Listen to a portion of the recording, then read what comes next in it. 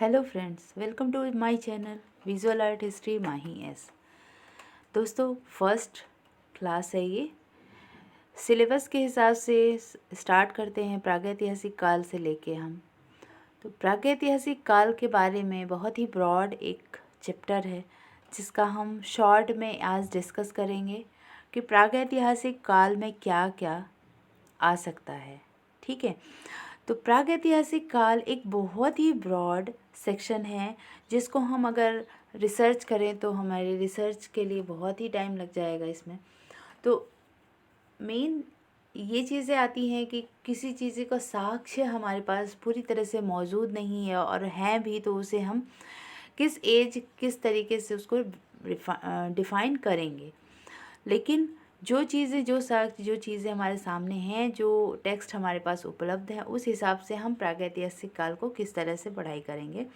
तो प्रागैतिहासिक काल जो था वो पृथ्वी पर मनुष्य का जन्म कब हुआ, ये हो जाता है। प्रागैतिहासिक मीन्स इतिहास जो लिखा हुआ है हमारे टेक्स्ट में, हमारी बुक्स में, हमारे जो राइटरों ने लिखा है, उससे पहले की जो काल थी, जो काल को प्रागैतिहासिक काल कहते हैं। ठीक है।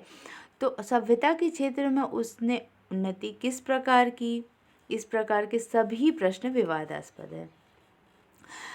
कहा जाता है कि पृथ्वी में द्वापर युग था, त्रेता युग था, सतयुग था।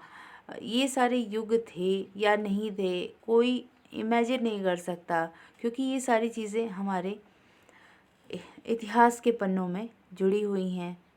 आज तक वैज्ञानिक खोजों के आधार पर यह निश्चित हो पाया है कि पृथ्वी का जन्म करोड़ों वर्ष पहले सूर्य से हुआ था, और जब सूर्य से वो बाहर निकली तो धीरे धीरे एक सर्कल घूमता रहा और एटमॉस्फेयर बनता रहा, और फिर बारिश की बूंदें बनी, और फिर पानी बरसा, फिर कहीं पहाड़, कहीं नदियाँ, कहीं झरने, इस तरीके से होने लगे। तो जब उसमें फिर जीव का डेवलपमेंट होना शुरू हुआ, फिर धीरे धीरे डिफरेंट तरीके के प्राणी जन्म लेना शुरू किए। तो ये सब बहुत ही ब्रॉड सेक्शन हो जाएगा। हजारों वर्षों की कलावधि में जल तरंगों के समान फैले इस प्रस्तर काल को हम अध्ययन की सुविधा के लिए 3 खंडों में हमने इसको बांटा है। 3 खंड कैसे बांटा है? पहला है पुरातन प्रस्तन युग, जिसको मेगालिथिक युग कहते हैं।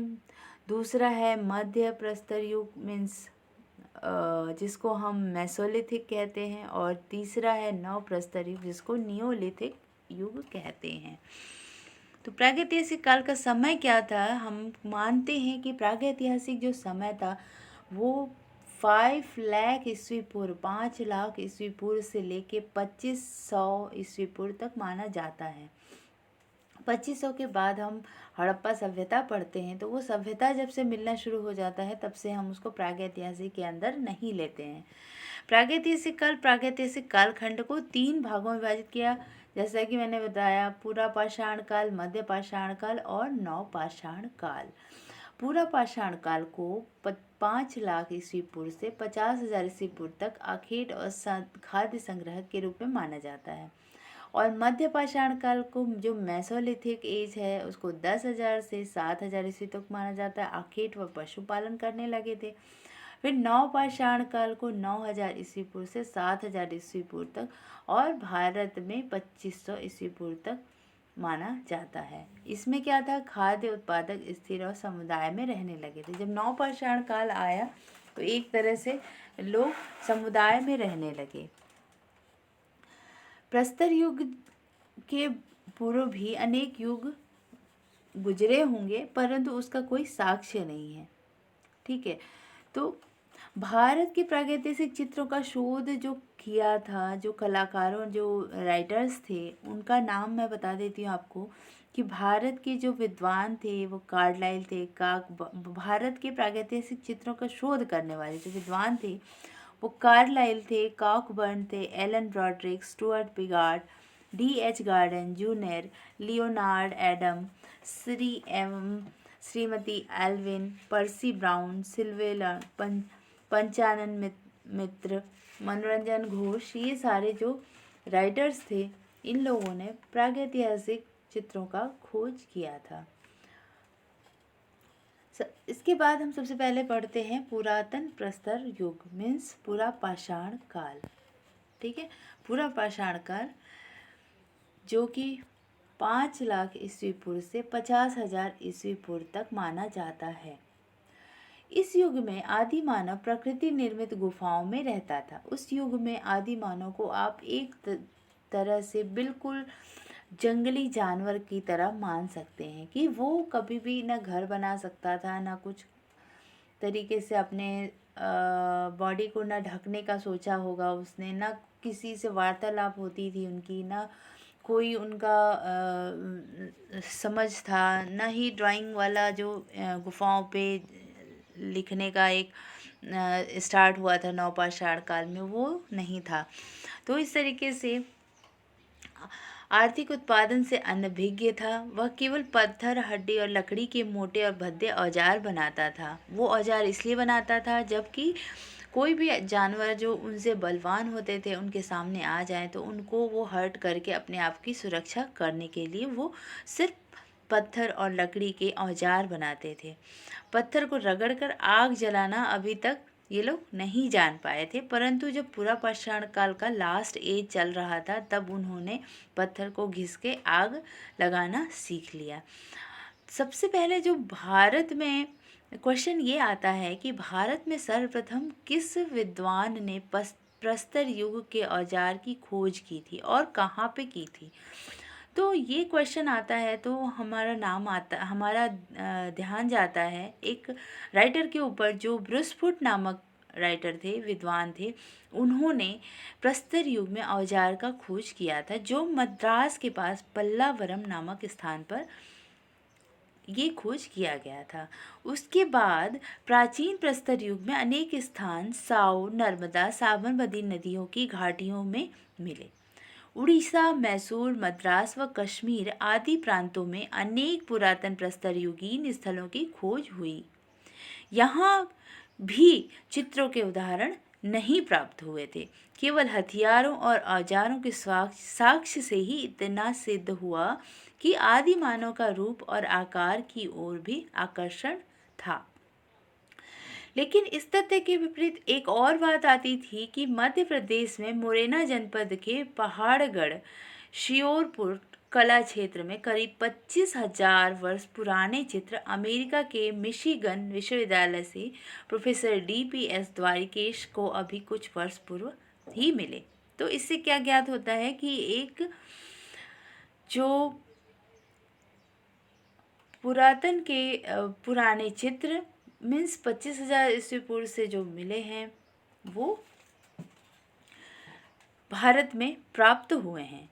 चित्रों की यह आयु जो एज निकाल रहे हैं वो किस तरह से निकालते हैं, हम कार्बन डेटिंग से सिद्ध करते हैं। चित्रों में शिकार व शिकारी को भी मुख्य रूप से केवल गेरू या सफ़ेद रंग से दिखाया गया है। इस तरीके से पूरा पाषाण काल में भी हम चित्रों का साक्ष्य पा सकते हैं जो कि अभी कुछ सालों पहले हमारे अमेरिका में पाया गया है। ठीक है, तो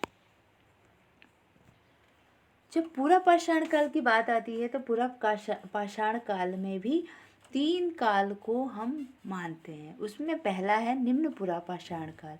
निम्न पूरा पाषाण काल बताया ही मैंने 5 लाख से 50,000 ईस्वी पूर्व तक माना गया। इस समय तक मानव ने आविष्कार कर लिया था। मानव समूह बनाकर शिकार कर भोजन का संग्रह करता था। प्रमुख स्थल इसके कौन कौन से थे जो भारत में थे, कश्मीर, राजस्थान का थार, उत्तर प्रदेश के मिर्ज़ापुर के स्थित बेलन घाटी, भीमबेटका की गुफाएं जो कि हम ब्रॉड में पढ़ेंगे, भीमबेटका, नर्मदा नदी मध्य प्रदेश, सोहन नदी की घाटी पे मीन्स जो नदियों के किनारे जो घाटियाँ स्थित थी वहाँ पे आज भी हमारी सभ्यता, जो पुरानी सभ्यता चली आ रही थी उसी पे आज मॉडर्न हो गई है। आपको ये चीज़ बिल्कुल ध्यान रखना चाहिए कि कोई भी जो सभ्यता आज हम जहाँ रह रहे हैं वहाँ पे पुरातन काल से ही लोग रहते आए रहे होंगे। इनके रहने के साथ साथ मुख्य औजार इनके कैसे बने होते थे, क्वार्टजाइट पत्थर के बने होते थे, कुल्हाड़ी होती थी, हस्त कुल्हाड़ी और हस्त कुठार होते थे। ठीक है, खंडक, गंडास, ये सब जो हथियार होते थे उनके, वो सिर्फ अपनी सुरक्षा के लिए वो बनाते थे कि अचानक से कोई जानवर उनके सामने आ जाए तो वो अपनी सुरक्षा करने के लिए उसको हर्ट करके, उसको मार के गिरा देंगे और उससे अपने आप को बचा लेते थे। कभी कभी शिकार भी करते थे उनको मार के खाने के लिए, क्योंकि जब जब उस समय कोई सभ्यता नहीं थी, तो हमारे खाना पकाने वाली कोई व्यवस्था नहीं थी, तो जानवरों को मार के कुछ लोग जानवर का भक्षण करते थे, कुछ फल फूल कंदमूल आदि चीज़ें खाते थे। तो ये हो गया हमारा पूरा पाषाण काल का ये पहला वाला पार्ट। मध्य पाषाण काल के बारे में हम पढ़ेंगे। पूरा पाषाण, मध्य पाषाण, मध्य पूरा पाषाण काल के बारे में पढ़ेंगे। मध्य पूरा पाषाण कब से कब तक था? 50,000 ईस्वी पूर्व से 40,000 ईस्वी पूर्व तक माना जाता है।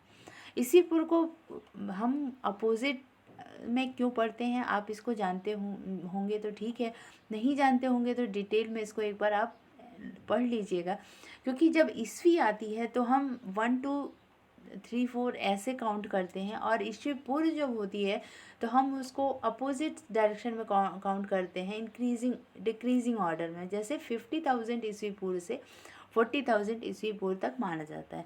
इस काल को फलक संस्कृति, फ्लैग संस्कृति कल्चर भी कहते हैं। आग का प्रयोग व्यापक रूप में हो चुका था मध्य पूरा पाषाण काल में। इस काल में पत्थर के गोले से वस्तुओं का निर्माण होने लगा था। इनके जो पूरा पाषाण काल का जो केंद्र था वो मध्य प्रदेश की नर्मदा घाटी, राजस्थान का डीडवाना, महाराष्ट्र का नेवासा, उत्तर प्रदेश का मिर्ज़ापुर और पश्चिम बंगाल का बंकुड़ा और परलिया नामक स्थान था। तो जब पूरा पाषाण काल की बात आती है तो उसमें जब जो हम शस्त्र देखते हैं उसका हम थोड़ा सा, मैं चित्र आपको 2 चित्र हैं मेरे पास, वो मैं दिखा देती हूँ। ये जो चित्र है वो प्रागैतिहासिक मानव के पाषाण शस्त्र हैं। इस तरीके के उन्होंने शस्त्र अपने पास रखना शुरू कर दिया था, जिसका हम जिक्र कर चुके हैं अभी। नेक्स्ट है ये नर्मदा घाटी से प्राप्त तीर सीधा करने का यंत्र। इसमें एक होल बना रखा है जिसमें ऐसा प्रतीत होता है कि तीर को वो डाल के स्ट्रेट बनाते थे, उसको सीधा करते थे।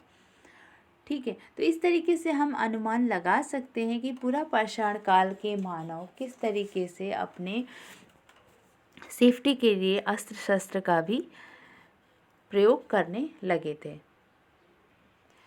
मुख्य औजारों के बारे में जैसे मैंने दिखाया वैसे पत्थर की पपड़ियों के बने फलक, छेदनी, खुरचनी आदि इस काल के प्रमुख हथियार थे। हथियारों में क्वार्टजाइट के अलावा जैस्पर और चर्ट आदि पत्थरों का प्रयोग होने लगा था। ये हो गए आपका मध्य पूरा पाषाण काल। अब हम थर्ड पार्ट पढ़ते हैं, उच्च पूरा पाषाण काल, जो कि 40,000 ईस्वी पूर्व से 10,000 ईस्वी पूर्व तक माना जाता है। इस काल में होमो सेपियंस अर्थात आधुनिक मानव का उदय हुआ था। इस काल में मानव शैलाश्रयों, रॉक शेल्टर्स में रहने लगा था। मीन्स जो केव्स होते थे उस तरीके से रहने लगे थे अपना घर बनाकर। मानव चित्रकारी और नक्काशी करना जान चुका था। इस काल के चित्रकारी के साक्ष्य मध्य प्रदेश स्थित भीमबेटका की गुफाओं से प्राप्त हुए हैं। प्रमुख स्थल जो थे वो उत्तर प्रदेश स्थित वेलन घाटी, महाराष्ट्र स्थित बीजापुर और इनाम गांव, केरल स्थित चित्तूर, झारखंड स्थित छोटा नागपुर का पठार आदि। तो ये हो गए आपके स्थल जो उच्च पूरा पाषाण काल का था। प्रमुख औजार क्या थे इसके? हड्डियों से बने औजार फलक जो मैंने अभी दिखाया आपको, तक्षणी एवं शल्क आदि। अब आगे बात आती है मध्य पाषाण काल के बारे में। मध्य पाषाण काल में किस तरीके का हुआ था? ये युग जो था वो किसी काल का विशेष संकेत नहीं करता है, परंतु प्राचीन प्रस्तर युग के बर्बर जीवन और नव प्रस्तर युग के सभ्य जीवन के संधि काल वाला समय है। जो नव पाषाण काल आने वाला था और पूरा पाषाण काल, उसके जो संधि का काल था वो मध्य पाषाण काल माना जाता है। इस युग में औजारों को अधिक सुडौल और ज्यामितीय रूप से प्रदान करने में सफल हुआ और मिट्टी के बर्तन भी बनने लगे थे। इसके जो साक्ष्य कहाँ कहाँ से प्राप्त हुए, जो कि केंद्र थे वो मध्य प्रदेश, गुजरात, सिंध, कश्मीर और आंध्र प्रदेश आदि थे। और इन यहाँ से जो प्राप्त परिष्कृत औजारों के आधार पर कहा जा सकता है कि मध्य प्रस्तर युगीन मानव की भी सौंदर्य की सहज अभिव्यक्ति के लिए निरंतर प्रयास करने लगा था। मध्य पाषाण काल का समय होता है 10,000 से 7,000 ईस्वी पूर्व। ये बहुत ही छोटा काल था, क्योंकि इसको एक संधि का काल मानते हैं हम।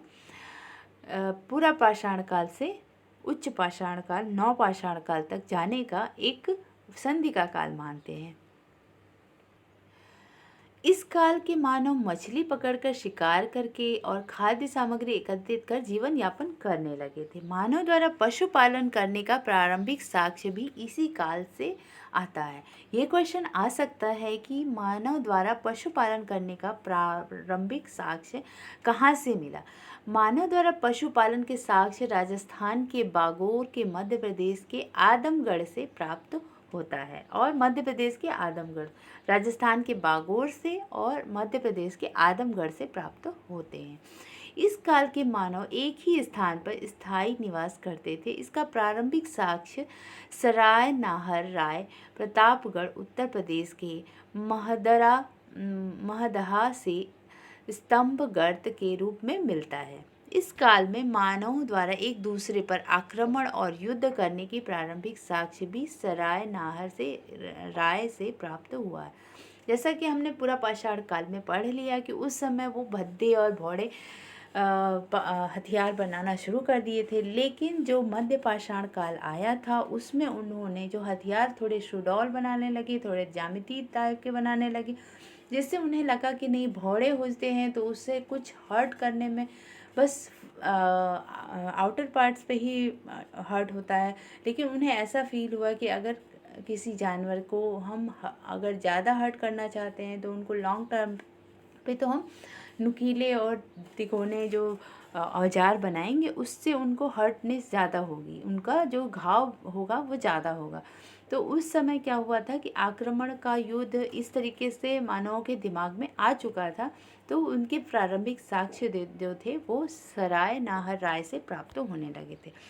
इतिहासकारों का मत है कि मातृ देवी की उपासना और शवाधान की पद्धति संभवतः इसी काल में प्रारंभ हो गई थी।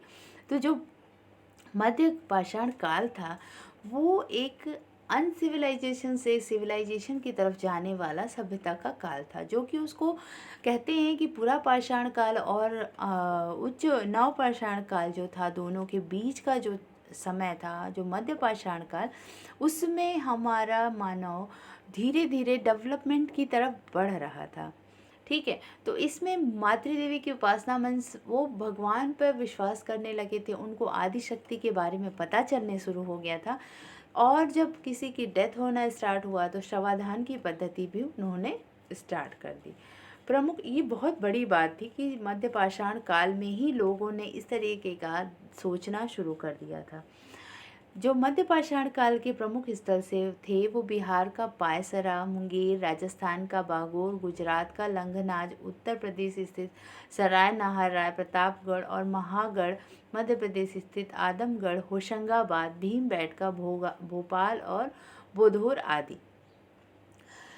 इन समय के प्रमुख जो औजार थे वो तीर कमान था। तीर कमान का औजार जो आविष्कार हुआ, सब ये एक इम्पॉर्टेंट क्वेश्चन हो सकता है कि तीर कमान का आविष्कार किस काल में हुआ था। आपको पूछ सकता है कि पूरा पाषाण काल या मध्य पाषाण काल या नव पाषाण काल में। तो इसका ऑप्शन हो जाएगा कि तीर कमान का आविष्कार जो हुआ था वो मध्य पाषाण काल में हो चुका था। ठीक है, नेक्स्ट आगे देखते हैं। इस काल के हथियार भी पत्थर और हड्डियों के भी बने होते थे, लेकिन ये पूरा पाषाण की तुलना में बहुत छोटे होते थे, इसलिए इन्हें माइक्रोलिथ अर्थात लघु पाषाण काल भी कहा जाता है। जैसे उस समय जब हमने अभी आपको चित्र दिखाया कि भौड़े चित्र थे, उस समय जो उन्होंने मारने के लिए जो हथियार बनाए थे वो पाषाण शस्त्र जो उन्होंने बनाए थे वो काफ़ी भौड़े थे। जब मध्य पाषाण काल में उन्होंने छोटे छोटे और तिकोने और शार्प हथियार बनाना शुरू किए, तो उस वजह से इसको माइक्रोलिथिक अथवा लघु पाषाण काल भी कहा जाने लगा। हथियारों में लकड़ियों और हड्डियों के हत्थे लगे हंसिए और आरी आदि हथियार मिलते थे। तो जब आप समझ सकते हैं कि जब लकड़ी और हड्डियों के हत्थे लगने शुरू हो गए, तो उनके दिमाग में उस समय क्या चलना शुरू हो गया होगा। जब उन्होंने किसी को मारने का प्रयास किया होगा, तो जो चीज़ें थ्रो करके, जैसे पत्थर को थ्रो करके हिट करते थे, तो उनके पास वो चीज़ फिर नहीं रह पाती होगी। तो इन्होंने एक सोचा कि ऐसा कोई शस्त्र बनाए जिनको हम पकड़ के डायरेक्ट मार सकें। तो उसके बाद उनको जब उसमें हाथों में झंझनाहट आई होगी, तो उन्होंने उसमें हत्थे लगाना शुरू किए। तो इस प्रकार से क्या हुआ कि धीरे धीरे धीरे धीरे आज भी जैसे हम कोई भी प्रैक्टिकल करते हैं, जिस हिसाब से कि कोई चीज़ स्टार्ट करते हैं, तो नेक्स्ट एक्सपीरियंस से उसको और बेटर करना चाहते हैं, नेक्स्ट एक्सपीरियंस में और बेटर करना चाहते हैं। तो इसी तरीके से जब हमारा एज चला, आप इस तरीके से समझ सकते होंगे कि पूरा पाषाण काल से मध्य पाषाण काल की ओर जब मानव विकास कर रहा था, तो वो अपने दिमाग से सोच के वो किस तरीके से चीज़ों को डेवलप करता हुआ चला आया। नुकीले कोण, त्रिकोण, ब्लेड और नवचंद्राकार आदि आकार के प्रमुख हथियार बनने लगे थे। नवपाषाण काल के बारे में पढ़ते हैं। नवपाषाण काल विश्व के लिए 9000 ईस्वी पूर्व से और भारत के लिए 7000 ईस्वी पूर्व से 2500 ईस्वी पूर्व तक माना जाता है। नवपाषाण काल का समय काल 2500 3000 ये एक लगभग माना जाता है, क्योंकि अनुमान ही लगा सकते हैं। इसको हमने ना कोई देखा है, ना कोई लिखित साक्ष्य है इसमें। हम इसको कार्बन एज से ही पता करते हैं कि ये कब तक रहा होगा। इस समय तक मानव जो था वो पशुपालन और कृषि जैसे धंधों को अपनाना शुरू कर दिया था। मीन्स व्यवसाय का काम शुरू हो चुका था। बर्तन भांडों का प्रयोग भी प्रारंभ हो गया। उसके पुराने घुमक्कड़ स्वभाव में भी अंतर आया, क्योंकि उसने अब गांव बसाना शुरू कर दिया। उनने अब नगर बसाना शुरू कर दिया, जिससे कि वो एक ग्रुप में रहना शुरू कर दी, जिससे उनको जानवरों से भी सुरक्षा होने लगी, चीज़ें भी एक जगह अवेलेबल होने लगी, व्यवसाय भी स्टार्ट हो गए, पशुपालन भी स्टार्ट हो गया। तो इस तरीके से उन्होंने चित्र भी बनाने लगे। और उन्होंने जब चित्र बनाना शुरू किया, तो नवपाषाण काल में उनके पीछे, चित्रों के पीछे भय भी दिखने लगा, जादू टोना भी दिखने लगा, चिर स्मृति भी दिखने लगी, विजय और सौंदर्य भावना जैसे प्रमुख उद्देश्य दिखने लगे। उस समय जब उन्हें एक डर वाला भी फीलिंग आने लगी कि हम एक व्यवसाय में रह रहे हैं, हमारे बच्चे हैं, और हमारे समाज को किसी चीज़ का प्रकोप ना पड़े, तो उसमें जादू टोना इन सब चीज़ों का भी प्रयोग करने लगे। उनके चित्रों में ये सब चीज़ें भी दिखाई देने लगी। संपूर्ण जीवन दर्शन से ये अनुमान लगाया जा सकता है कि वह अपने उत्तराधिकारियों के लिए भी उन्नत समाज की नींव रख चुके थे। इस उत्पत्ति के फलस्वरूप ही उत्तरोत्तर कलात्मक मिट्टी के बर्तन भांडों का भी प्रयोग होने लगा था। प्रागैतिहासिक काल में नवप्रस्तर युगीन मानव ने भारत में सैकड़ों स्थानों पर चित्रावशेष छोड़े हैं, जिसका विशद वर्णन यहाँ असंभव है, जिसका हम कोई भी डिस्क्राइब नहीं कर सकते। कितने देर तक करेंगे इसको डिस्क्रिप्शन, ये असंभव है। पत्थर की कुल्हाड़ियों का प्रयोग किया जाने लगा। इस काल में मिट्टी के बने बर्तन, मृदभांडों प्रयोग में विविधता मिलती। ग्राम समुदाय का प्रयोग, स्थिर ग्राम्य जीवन का विकास भी संभव इसी काल से हुआ था। नवपाषाण काल एक तरीके से हम डेवलप्ड काल बताएंगे। इस काल में मानव गोलाकार और आयताकार घरों में रहा करते थे, जिसे मिट्टी और सरकंडों से बनाया जाता था। बलूचिस्तान के मेहरगढ़ से इस काल की कृषि का प्राचीनतम साक्ष्य प्राप्त हुआ है। मेहरगढ़ से जौ, गेहूं, खजूर और कपास की फसलों के साक्ष्य प्राप्त हुए हैं। यहाँ के लोग मिट्टी के कच्ची ईंटों से बने आयताकार घरों में रहा करते थे। मानव द्वारा सर्वप्रथम प्रयुक्त अनाज जौ था। ये क्वेश्चन आ सकता है कि मानव द्वारा जो सर्वप्रथम प्रयोग किया हुआ अनाज था, वो कौन सा था? तो आपको याद रखना चाहिए जौ था। उत्तर प्रदेश में कोलडीहवा इलाहाबाद से 6000 ईस्वी पूर्व के चावल उत्पादन के प्राचीनतम साक्ष्य मिले हैं। कोलडीहवा, ये चीज़ आप याद रखिएगा कि उत्तर प्रदेश में कौन सा केंद्र है, वो कोलडीहवा है, इलाहाबाद के पास में। कश्मीर की बुर्ज होम से गर्तावास, गुड्डा रूपी घर, हड्डी के औजारों आदि मिले हैं। साथ ही कब्रों में मालिक के शवों के साथ उनके पालतू कुत्तों को भी दफनाया गया था। सर्वप्रथम इसी काल में कुत्तों को पालतू बनाया गया था। तो इस तरीके से हम देख सकते हैं कि नवपाषाण काल में हम आज की लाइफ जिस तरीके से जीते हैं उसका स्टार्ट हो चुका था। बिहार के चिरांद सारण में हड्डी के बने औजार की मुख्य रूप से हिरन के सींगों से बने उपकरण मिले हैं। कुंभकारी सर्वप्रथम इसी काल में मिलती है। जब मिट्टी के बर्तनों का साक्ष्य मिलने लगा तो कुंभकारी अवश्य ही मिलेगी। बर्तनों में पॉलिशदार काला मृदभांड, धूसर मृदभांड और चटाई के छाप वाले मृदभांड प्रमुख हैं। कर्नाटक के पिकलिहल से राख के ढेर तथा निवास स्थान मिले।